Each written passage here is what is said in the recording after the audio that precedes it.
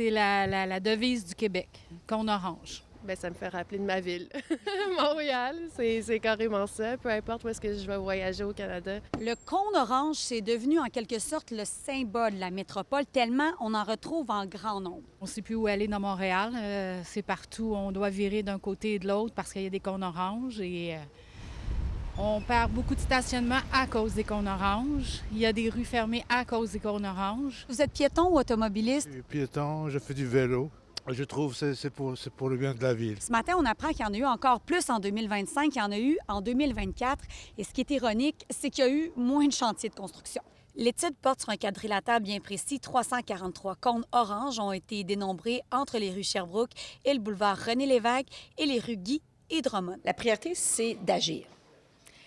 Donc, première étape. Pas simple quand même d'agir. J'ai l'impression qu'on en parle, mais qu'il y a peu de choses qui se font depuis 2023, puis la preuve, c'est les chiffres d'aujourd'hui.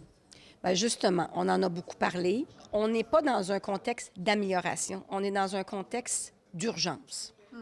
Alors, nous, ce qu'on propose, c'est dans un premier temps une meilleure coordination hebdomadairement. Comment?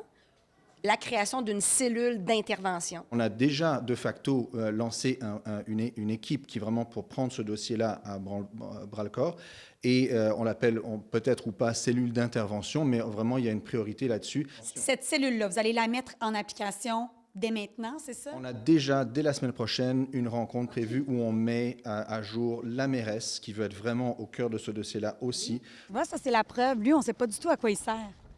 Il y en a une bonne dizaine. On ne sait pas. Aujourd'hui, c'est le cône orange. Hein? On a des T-shirts, on a des mugs, on a toutes sortes de choses, d'éléments Dans les boutiques de souvenirs. qui reflètent. Donc, on a cette capitale du cône orange. On est une carte postale des cônes oranges.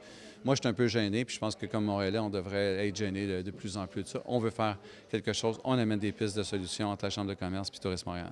Est-ce que vous avez concrètement des échos de touristes qui vous reviennent en disant « Ah, c'était quelque chose, les cônes, c'était quelque chose des chantiers cet été à Montréal? » On ne l'avait pas avant. Là, on l'a de plus en plus parce qu'il y a des gens qui sont revenus. D'ailleurs, on l'a vu dans les grands événements, que ce soit Lewis Hamilton qui a dit « Écoute, cette ville-là est un chantier perpétuel. » Quand notre visite est en ville, on veut s'assurer que la maison est propre. On ne peut pas toujours trouver l'excuse que c'est une ville en reconstruction. Bien sûr, on aimerait ramener plus de gens au centre-ville, travailler, donc cette communion d'être ensemble comme communauté.